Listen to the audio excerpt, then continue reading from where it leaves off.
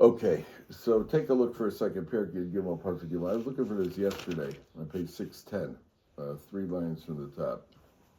So this, it says, V'roa hakohen es hanega, page 610. V'roa es hakohen es hanega, the kohen sees the affliction, be'or habosar, the guy comes to the kohen. V'aser b'nega afach lovan, the hair, there's a hair in the affliction that has turned white. Umari hanega omok me'or b'saro. The appearance of the thing, it's deeper than the regular flesh. Negat sarazu. V'ro hakohen l'timeos, the kohen shall see it and he shall render him tameh. So the question, first of all, there is discussion about the different types of, because some are their discoloration. There's the color of the hair. There's the yellow color, white color, all the different colors. Different discussion among the Meforshim about Moshe. You want to come up and join us at the table here? You could. You don't have to be sitting with the machane. You can join us. There is discussion among the Meforshim about the various discoloration and what they symbolize and so on. You can join us. Don't you don't need a special invitation. And again, your first name is Baruch, please. So that the Meforshim have different ideas what white symbolizes and by the color, and so on and so forth. Then over here, the Meforshim asks the following question. You notice in the pasuk it says the word "v'ra" twice. Its pasuk starts with "v'ra hakohen es hanega," the kohen shall see the affliction, and then at the end of the pasuk it says "v'ra'o hakohen v'timeo," so the kohen shall see it and render him tameh. Remember, once a guy is rendered tameh by the kohen, then he has to leave the camp. He has to go bichutz lamachane. He leaves the Jewish camp completely. You're outside. It's a very embarrassing situation. Everybody sees this guy is hauling out, and he's outside. There's the machane kahuna, machane levia, machane Yisrael, and this guy's bichutz lamachane. This guy's outside. It's a very embarrassing thing, and nobody's allowed within 4 amos of him, and he's not allowed back into the camp until the kohen goes and inspects him. That we're going to see next week's parsha. Kohen has to inspect him, and then he brings him back in. The whole thing is very embarrassing, very humiliating, which is exactly the point, by the way. Because why did the guy get zaras? Because he embarrassed him. Probably because he spoke Lashon Hara, but it could be for other things. And Lashon Hara comes primarily from an exaggerated sense of importance. When we speak Lashon Hara about other people, it's either because I feel that I'm so much better than you, I could put you down, or I'm threatened by you, and my only way of feeling good about myself is by putting you down. If I push down on you, I promote myself. That's where Lashon Hara comes from. And so what this guy who's spoken Lashon Hara, and again, there are 7 reasons Taraz could come, but the number 1 reason is Lashon Hara. This guy needs to be humbled. And we're going to see what we're going to see in a second, the irony of how humbling it gets. But the idea is he's got to be, and so if the kohen renders him tameh, you don't want to hear that. You don't want to hear that from a guy. You're what do you call it? You're going to be very, very embarrassed. So the commentaries say, why does it say the word "v'ra" twice? The first time it says the kohen shall see it, then it says "v'ra hakohen v'timei oso." So the Parsha explain that the first thing he has to do is he has to look at the affliction itself. He has to determine what is the status of his affliction. The second thing is he has to look at when this is taking place. Remember we mentioned yesterday, certain times you don't look at it. There's certain times it's a yontif. You don't look at it on yontif.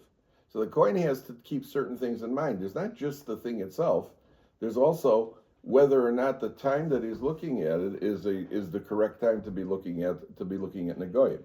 Number 1. Number 2, it says that a chassan gets married if he has Azrael, you asked a good question yesterday. How does he know if he should even show it to the kohen? I still don't have an answer for that.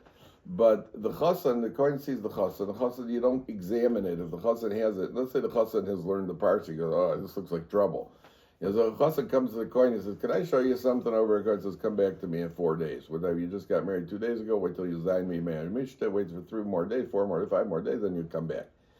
So the question the Meforshim asks is, 1 second, you know that when a chassan gets married, he's one of the people, all of his sins are forgiven. You know that? When you get married, your sins are forgiven. It also says somebody who rises to a position of prominence. Ha'ola ligdula nim cholin la'avonosav.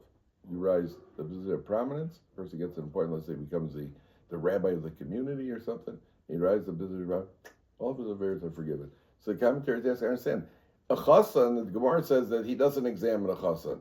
On the other hand, it says the chassan's averos were forgiven. So how does he have the tzaras to begin with? His averos were already forgiven. So how could you even have this situation where the chassan has a, what do you say? He didn't fix that mita after he got married? So first of all, my answer is always that, listen, it doesn't take too long after you're married to get your wife upset. You know, it happen very quickly. So you start racking them up real quick. I think that's why they clean the slate altogether. Because, you know, you're gonna be racking them up afterward. I saw the first say, when it says a chassan gets married or anybody who gets married, it's averos are forgiven. That's man to God averos. Man to man averos still have to be fixed up.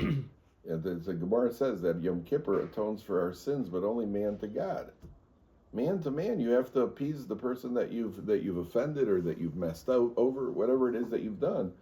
You have to what do you call it? On Yom Kippur, you have to fix it. You have to fix it up. It doesn't get unless you have to appease, apologize, whatever it takes to get a person to forgive you. That's so the chassan. But again, you know, the fact that a guy gets married, you know, then after marriage, you know, your wife is a real person too. It also counts. You know, people sometimes forget that.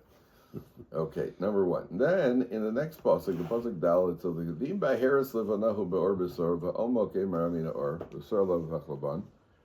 If the guy has a certain discoloration and he's got a hair and the hair hasn't turned white, so then the Torah says 7 lines from the top.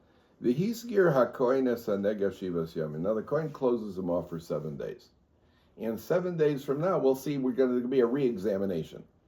So what's the lesson over here? What's the lesson of closing a guy off and then checking him in a week? Now, this is very important for us. You know, especially in the early stages of a person becoming a Baal Tshuva, for example. You know, your progress, you can measure your progress very, very, very clearly. Yesterday, I only knew 10 letters of the Aleph Beis. Today, I've learned the next 10 letters of the Aleph Beis. That's 50% growth. Last week, I didn't know how to read. I didn't know how to translate the word hachinami in the Gemara. This week, I know how to translate it. I've seen the growth. What happens is that the longer you're in the game, the less you see the progress. The longer you're in the game, the less progress a person sees. And people always want to feel, am I growing or am I not growing?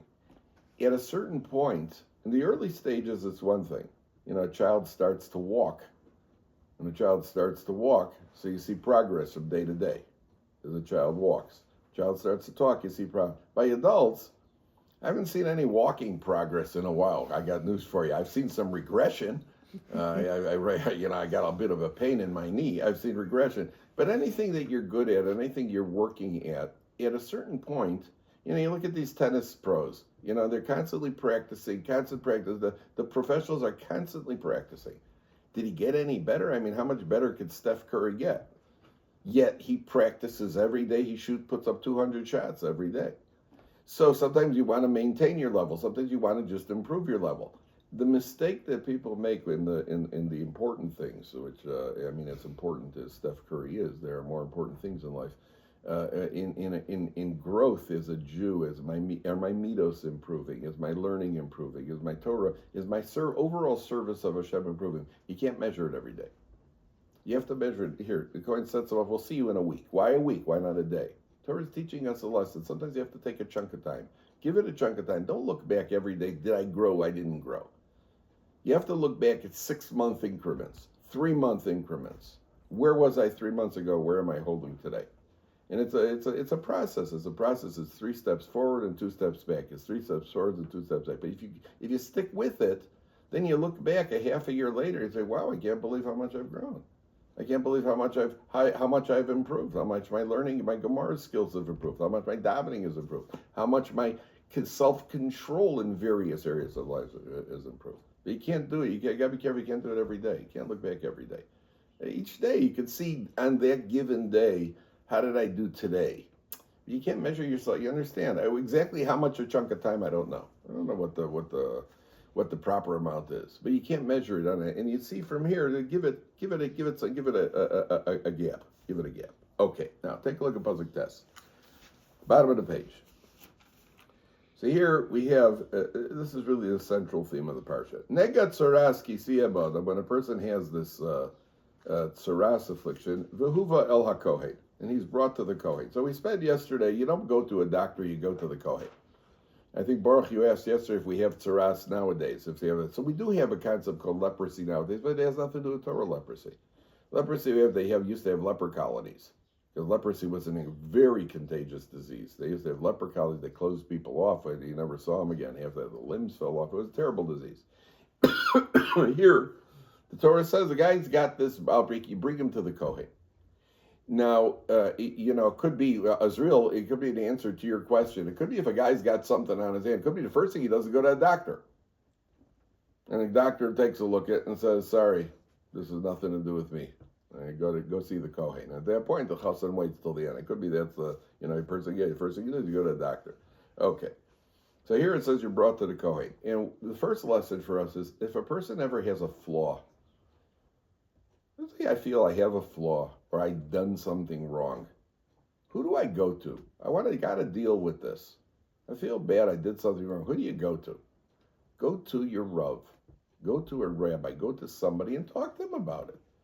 Go and speak to them. Listen, I've done something wrong. I succumbed to temptation. I stumbled somewhere. So go talk to somebody about it. I don't think people are hesitant to talk to Rabbonim about it. You think you're the first guy in history who's ever struggled with this. You're the first guy in history who's ever messed up, right? You're not. No matter what you've done. Listen, boys, I've heard it all. I've heard it all. It's very rare that anything even remotely surprises me. Once in a while, I'll hear something, because of the mishigas in the world. So once in a while, I'll hear something. Guys, we've done every avera you can. Avodah zar, gilui arayis, shvichus. I've heard it all. What can do? Once in a while, I get a good one. That surprises you. Once in a while, you find something like, "Oh, it was worth coming to school today." Most of the time, nothing shocks you anymore. Nothing shocks you today. I told you, if a woman could give birth, and a doctor says to the doctor, "Is it a boy or a girl?" He says, "Well, I can't tell you because I could get sued if I do." How much worse could we get to? I'm just waiting to hear. The only thing the only thing I haven't heard is that anybody who come to me and said, "By the way, I just got to tell you." The guy says to me, "Listen, I spoke Lashon Hara. Listen, I did this affair with a girl. Listen, I did this." Okay, I've heard it all before. No one has ever come and said, "By the way, I just want to tell you, I'm a cannibal." That I haven't heard yet. I have not heard yet that I'm a cannibal. Nobody's ever said, "Oh yeah, by the way, I'm really into thumbs." It's my favorite part. I like dark meat. That I haven't heard. I did have a friend, an Israeli guy who was in the Israeli army. So he told me that a friend of his had a brother who finished the army and went traveling the world, as many Israelis do, and he went off to Central America, and they never heard from him again. And there is they suspect that he was eaten by cannibals. So it's that the concept exists. We know the concept exists, but a person has to be. You don't be hesitant. I'm struggling with something. What's a Rav for? What's a rabbi for? Go and talk to him. You're not allowed. The Gemara says Ashrei Nesui Ashrei Nesui Avon Kisui Chata'a. A person should keep his averas covered. Don't talk about your averas. That means with other people. If a person talks about his misdeeds, that means you don't really regret it.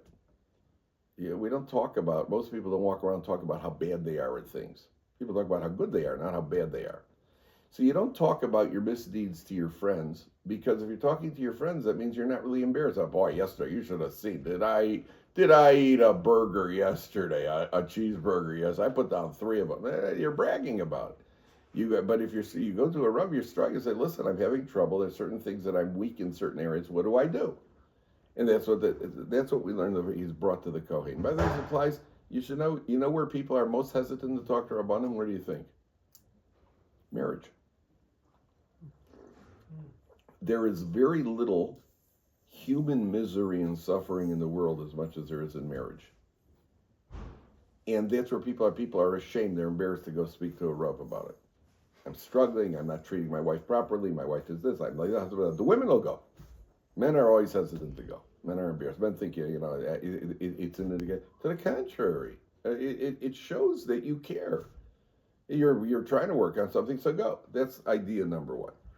Idea number two is a piece of Gemara that I mentioned to you. You know, talk about Lashon Hara. What is Lashon Hara? Is a sign of internal rot. Right? Lashon Hara means you're not a nice person. You're putting people down. What's the opposite? Listen what the Vilna Gaon says. The Vilna Gaon says, for every moment that a person does not speak. Oh, by the way, I got to tell you a story. Before I tell you that, there was a bacher in the yeshiva. Did you ever hear of Rav Volbe? You've heard of Rav Volbe? He was one of the biggest mashgichim. He's got a sefer called Alei Shur, and he's got a book in English called Pathways, I think. He was one of the biggest mashgichim in Eretz Yisrael. So there's a bacher. He was the mashgiach of a yeshiva called Ber Yaakov. So there's a bacher came to him, and he said to Rav Volbe, I'd like to have a private meeting with you once a month, and you can point out my flaws. Very admirable, no? Very admirable. A guy wants somebody to tell me what am I doing wrong. So Rav Volbe said to this bacher, he looked at his said, you don't want me to point out your flaws. You just want to be able to tell your friends that you have a private meeting with me. So the guy was cringing and embarrassed. He got so embarrassed, he turned around, he walked down the hall, and he avoided Rav Volbe for the next 2 months. Every time he saw Rav Volbe, he went in the other direction. So one day he's in the hallway, and he feels a tap on the shoulder. So he turns around, and there's Rav Volbe. Rav Volbe says, where have you been? I thought we had a private meeting.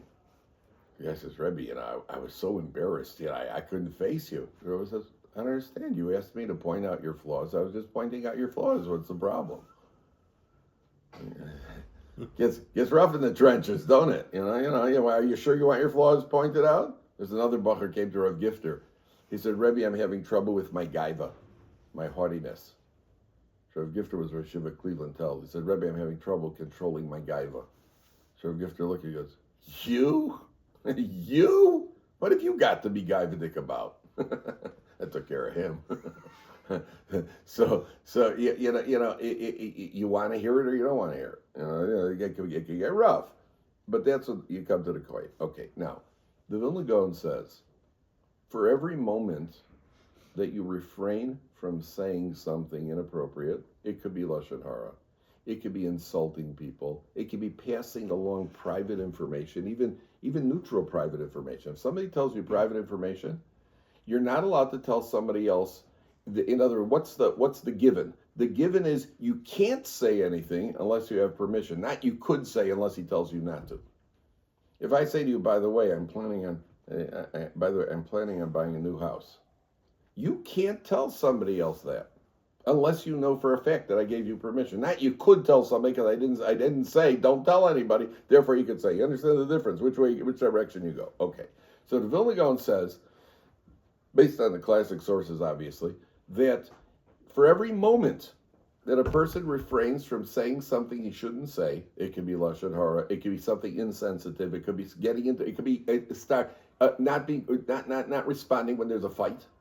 For every moment that you don't say anything, a person will merit in the future the or hagonuz, the hidden light, the light that God hid for tzaddikim. For every moment that a person doesn't speak, and for every word that's inappropriate, the Vilna Gaon says a person has to go and suffer in Gehenna in ways that are unimaginable. That's what he says. Okay. Now the question is... No, you don't for forgiveness? Unless you do tshuva. Oh, it's always unless you do tshuva. It's always unless you do tshuva. And, the damage of lashon hara, sometimes you could say something, and it's hard to do tshuva. It's hard to pull it back. Sometimes you say something and you just wish, boy, I wish I could take it back. Right? There's an old saying, no one ever regretted something they didn't say.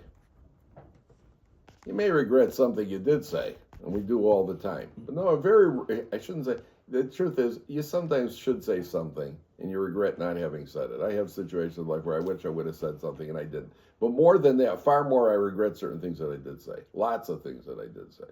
And you end up regretting it. So you could always do tshuva. You always do tshuva. But it's not always that easy to do tshuva. Because, a person says, yeah, I forgive you. But there's an expression they use in Hebrew,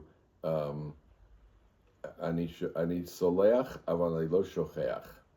Because I forgive, but I don't forget. If somebody doesn't forget, that means you don't really forgive. And I forgive you, but I'm not going to forget about it. And that means you don't really forgive.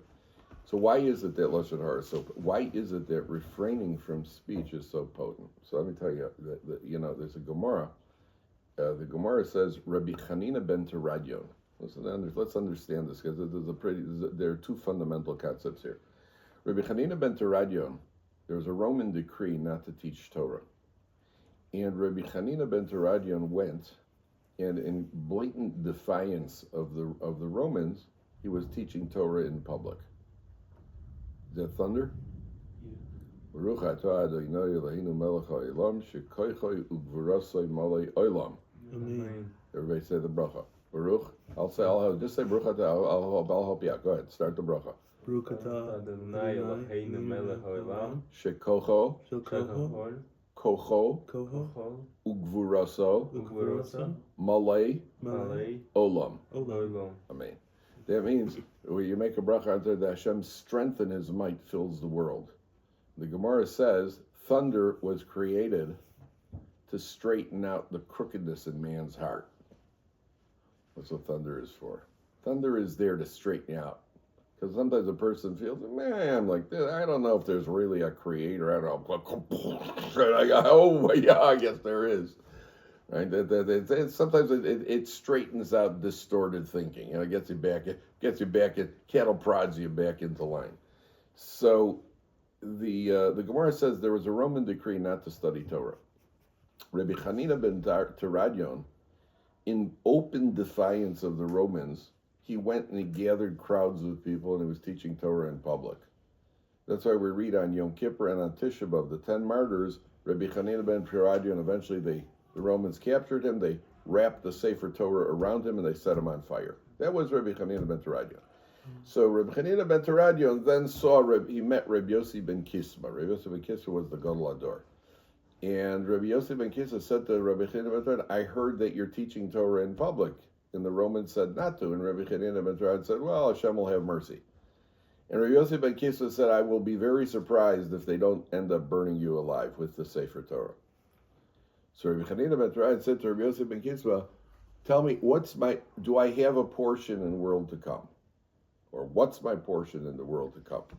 So Rabbi Yossi ben Kisma said, well, give me an example of something you do. Give me an example of your actions. Now, what would you say at this point if you were Rabbi Chanina ben Teradion? Do charity. Before we get to charity. Teach Torah. I would say I teach Torah in open defiance of the Romans at great personal risk. That's what I would have said right there. So what did he say? You're a good guy. It was a good guess. He said, I once set aside money for my Purim feast, and I got mixed up, and I ended up giving that money away to charity. And I never reimbursed myself. I just said, all right, I'll write it off, and I used other money for the Purim Suda. That's an example of something I do. So Rabbi Yossi ben Kisma said to him, if that's the case, mechelka chayu chelki. I hope my portion in the world to come is like your portion. That's what he said. What's the obvious question? The obvious question, what we said. I mean, listen, giving charity is great. Not reimbursing yourself is great. But here you're being moser nefesh to teach Torah in public. You're willing to make that sacrifice. Why would you choose that as an example over that? So there are two answers. Answer number one is that Rav Dessler says a person's true level for the world to come, and we get rewarded for all of our mitzvahs, but there's something called a station, a level that a person occupies. Our true level in the world to come is not based on dramatic one-time actions that may get us in. Sometimes you can get in on a dramatic action. If you dive in the water and save somebody's life, it's a tremendous mitzvah. But that's not who you are. Who are you? Who am I? We are the small, consistent actions that we do on a regular basis. So when Rav Yossi ben Kisma heard, he said, this incident with the tzedakah, that's who you are as a person. That's an indication of your level. I hope I'm on that level like you. Number one. Number two, the Rambam says that HaKadosh Baruch Hu gave us a lot of mitzvahs. You know how HaKadosh Baruch Hu gave us a lot of mitzvahs? so that hopefully, in the course of a lifetime, there's a statement the Gemara says, Rabbi, we say it at the end of a learning session. Rabbi Chananya ben Akasha Omer, Ratza HaKadosh Baruch Hu L'Zakos Es Yisrael, HaKadosh Baruch Hu wanted to grant merit to the Jewish people, L'fichach Hir B'Lem Torah Mitzvahs, therefore he gave us a lot of Torah, a lot of mitzvahs. So the Rambam writes, he gave us so much, why give us so much Torah, so many mitzvahs, so much to do? So that hopefully in the course of the lifetime, we'll do one mitzvah with no ulterior motivation whatsoever. It'll be the perfect mitzvah. We'll have a keep on going till you hit that perfect mitzvah. The perfect mitzvah. So what happened over here? Said, give me an example of something you do. Now, if he would go and say, well, I teach Torah in the Rabbim in public, that's a public mitzvah. There's probably a little prestige there, a little bit of honor, a little prestige. I don't know what the motivation. When you take your money and you write it off and nobody knows about it, now that's a mitzvah. That's a mitzvah nobody knows about. That's a mitzvah with no ulterior motivation. You just gave your tzedakah. You wrote off the charity. That's a mitzvah with no ulterior motivation. Where do we have a chance to do a mitzvah like that on a regular basis? Is not speaking Lashon Hara. Do you ever feel you got a good juicy one to tell somebody? Boy, if I got something to tell you about Israel. Oh boy, oh boy, oh boy. Oh boy, oh boy. Oh boy, oh boy. And I'm just boiling over. I would love to tell, boy, if I could say this, the IRS is going to come after him like nobody's business, Oh boy, oh boy. And I don't say it. And nobody knows I don't say it. My wife has said to me, the hardest thing in a home is not responding to people. You got a teenage daughter who said something, and you want to say something back, or you got your husband or your wife or your spouse or your parents or your mother-in-law, and you'd like to, and you don't say something. Sorry. You refrain, and you avoid causing a fight. At that moment, you know what the Gemara says? You know what the Gemara says when you want to respond to somebody and you don't? You don't respond. Somebody provokes you and you don't respond. You know what the Gemara says? The Gemara says the entire world stands in your merit for that moment. You know why? Because it's hard, that's why. If the effects are big effects, that means that the hardest thing in life is somebody said something to you and you don't say anything back and you don't even know. That no one even knows that I had a good one just now. Sorry. Nobody even knows I had to go. Boy, did I have a shot. And you didn't say it. That's why Lashon Hara gets you the Or Hagonos. Lashon Hara gets you the hidden light. Because a person who does not speak Lashon Hara, and sometimes you just, you feel it bubbling up inside you. Boy, I really got to say this one. And sometimes you'll just say it you'll just say it without it being you'll just kind of allude to it. Even that you're not allowed to do. And you don't say anything, that is a mitzvah that you're doing, and nobody will ever know about it. That's what my wife has said to me. The hardest thing about not responding is not the not responding. The hardest thing about not responding is nobody will know I didn't. That's the hardest thing. You got to walk away, and nobody knows, just the Ribono Shel Olam. Yeah. What about if someone speaks Lashon Hara in front of you? Actually, the opposite, you have to speak up, right? If somebody speaks Lashon Hara in front of you, what you mean to tell them not to speak Lashon Hara? Yeah, that's something else. You also have somebody's eating a tray hamburger in front of you. You also have to tell them. Somebody's about to shoot someone in front of you. You also should tell them. There are certain times you have to speak up. But to not say something inappropriate, that's the hardest thing. It's one of the hardest things. And because nobody knows. That's why the Rambam says that's why it's such a merit. That's why you get the hidden light. That's the merit. Okay. Number two, this is remarkable. There's a story in the Nach about a man named Naaman. Naaman was the chief general of Aram. And Naaman was a big public figure, a famous guy, a big shot. He only had one problem. He was covered head to toe with leprosy, with tsaras. And he didn't know what to do, and it made him miserable. This guy's the general, the famous, he's covered with tsaras. There was a Jewish girl who had been captured in a war. And she was a servant in his mansion, in his house, whatever it was. And she said to him, there's a prophet, there's a Navi, his name is Elisha the Navi. Why don't you go to the Navi? So now I said, what's the Navi going to do for me? So the other people said, listen, The man's a miracle man, go. Okay, so Naaman gets his whole chariot and his whole entourage, and they make all this noise. And they get to Elisha, they come to Eretz Yisrael to where Elisha is in the house. And they come in and they say to Elisha, Naaman is here. So Elisha sends out his attendant, doesn't even go out to greet him. He sends out his attendant, and he says, tell Naaman to go dip in the Jordan River 7 times. So the attendant goes out and says to Naaman, the prophet said to go take a dip in the Jordan. And Naaman goes ballistic. He said, first of all, the guy insulted, doesn't even come out to greet him. Sends out his attendant. Number one.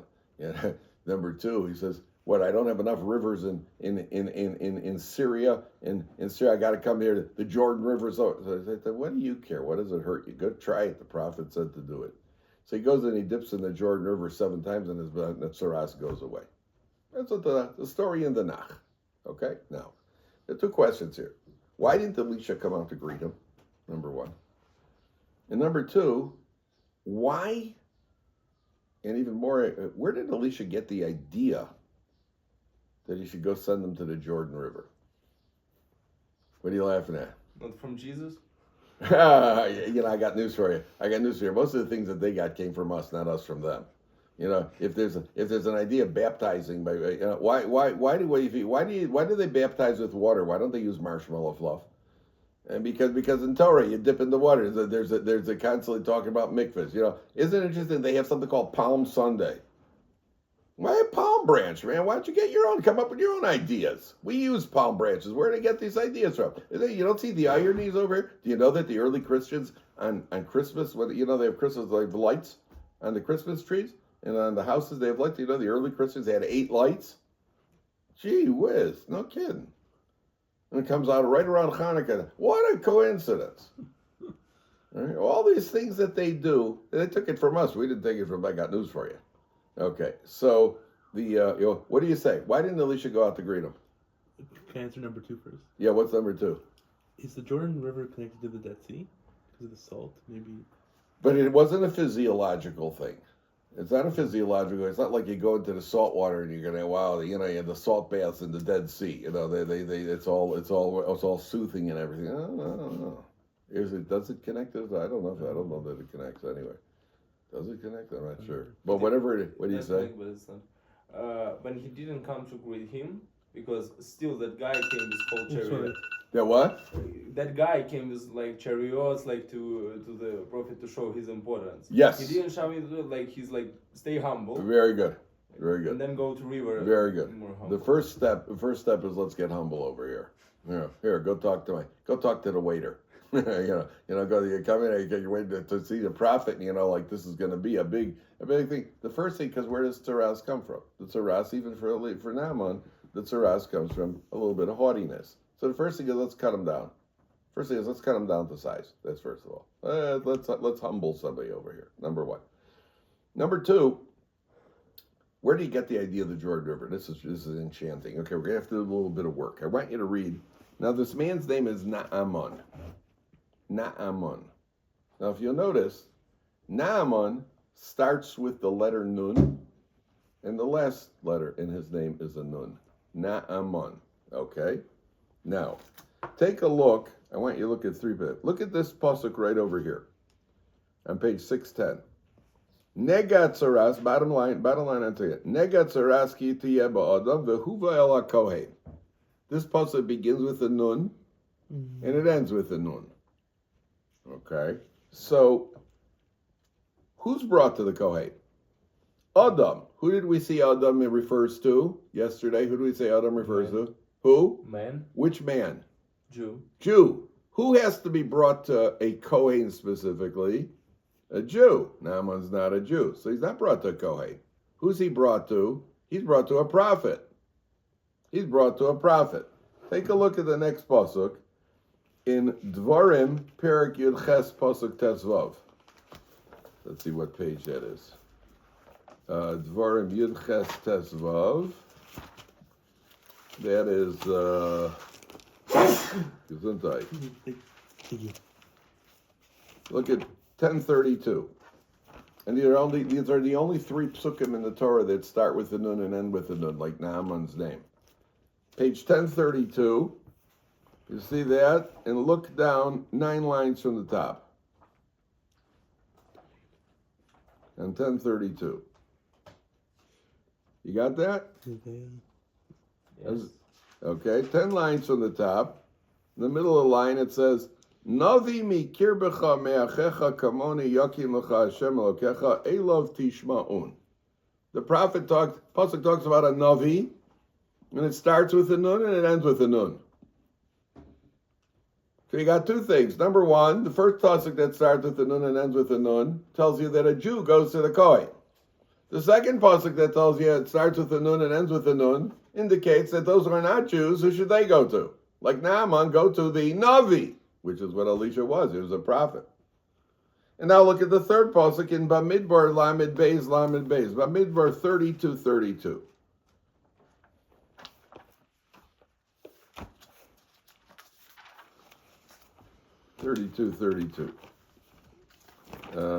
Page 914. And this is 8 lines from the top on 914. Everybody got that? Don't you got that? 8 lines from the top on 914. Baruch, you got that? Lamed Gimel? Lamed Beis. Lamed Beis. 9. Nachnu na'avor chalutzim lifnei Hashem. We will pass. This is the Bnei Gad, Bnei Reuven talking. We will pass. You know, it starts with a nun. Nachnu na'avor chalutzim lifnei Hashem, Eretz Canaan. The itanu achuzas nachlasenu will have our portion. Me'ever le'Yarden, on the other side of the Yarden River. So that the third pasuk, this is the third pasuk, and these are the only psukim in the Torah that begin with the nun and end with the nun. Naaman comes to Elisha. He begins with the nun and ends with the nun. So what does Elisha do? Well, the first thing is he's a goy, so he's not going to go to the koy. The second pasuk that begins with the nun and ends with the nun indicates that he goes to the Navi, because it says the word Navi in Devarim. And the third pasuk that begins with the nun and ends with the nun talks about the Yarden River, the Jordan River. So that Elisha says, all right, you know what, go dip in the Jordan. Go dip in the Jordan 7 times. Naaman was not a happy camper. And then Naaman goes to the Jordan and takes care of the problem. It takes care of the problem. What was the point of it? The point of it, exactly what you said. The point of it is to humble him. Because that's where tzaras comes from. Tzaras comes from a person. Lashon hara generally comes from a feeling of either feeling inflated or trying to inflate ourselves. Trying to inflate. The best way for me to feel big is to make you small. That's where lashon hara comes from. And it's only small people who feel big about themselves. Big people always feel small about themselves. They say big people do small things. Big people like this Rabbi Scherer, by the way. This Rabbi Scherer, who was that you have the thing on, he was the head of Agudas Yisrael of America. He was probably the most prominent lay leader, non-rabbinic leader. He was very involved in Jewish activism, and he had connections with all the politicians. He met presidents, Governor Kerry in New York, and Mayor Rudolph Giuliani, and these Stephen Soros. He was very, very, and these people were personal friends. They considered him a personal friend. So there's a remarkable line. One of them said in this book, I've read this book several times. He was a remarkable person. And there's a fabulous line in one of these books. One of the politicians said when he was talking about Rabbi Scherer, he said, you know what? He was a genuinely nice person, much nicer than he had to be. Isn't that an interesting line? He was much nicer than he had to be. Because his perspective, how nice do you have to be? Only as nice as it suits you. Why would a prominent guy have to be? The president of the United States doesn't have to be nice. Everybody has to be nice to him. He doesn't have to be nice to anybody. He's elected. That's how they perceive. Whereas the Lahavdil, the Rabbi Moshe Feinsteins of the world, and the Rav Yaakov Kamenetsky's of the world, and the Rav Shachs of the world, they were genuinely nice people. They were nice to everybody. There was nothing. It wasn't nice because what I could get out of you. It was just nice because they worked on themselves. They were nice people. Whereas from his perspective, the politician looks at him, Rabbi Scherer, why would you be so nice? He can't benefit you. I understand if you're nice to me because I'm the governor. And eventually you're going to need a favor. And by the way, all the politicians said he never ever asked for a personal favor. He never asked for, he asked for favors for the Jewish people. for the day schools, for the yeshivas. That he asked them. Then he made use of his political connections. But he never, ever asked for a personal connection. They were amazed. Man has never asked for a personal favor. That's the difference. So that's what Elisha does to Naaman. He says, go dip in the Jordan, go dip in the Can you imagine Naaman's reaction over here? He comes trudging down. It's not like he took a half-hour flight. And they got to come trudging down. It's a, horse and wagon until you get there to the prophet. He says, I'm here. And I was told to get it to the prophet. And he says, yeah, the prophet. And this kid comes out. He says, yeah, prophet said go dip in the Yarden. What? Then he does it, and he's cured. All right. Continue tomorrow.